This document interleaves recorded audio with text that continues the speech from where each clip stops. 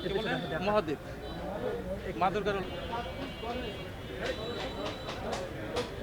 ফরিদপুর জেলা পুলিশ আসন্ন শারদীয় দুর্গোৎসব উপলক্ষে বিভিন্ন স্তরের নিরাপত্তা ব্যবস্থা গ্রহণ করেছে। এখানে বিভিন্নভাবে আমাদের মনিটরিং আছে।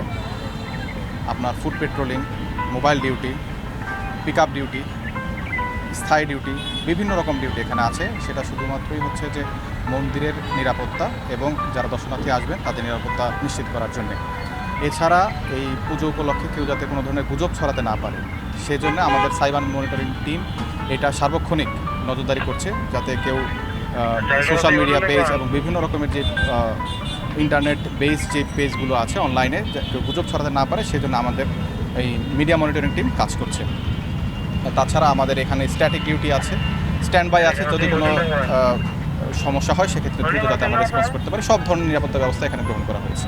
গুজব ছড়ায় কিন্তু আসলে বাস্তবিক অর্থে ব্যাপারটা আসলে সত্য হয় না।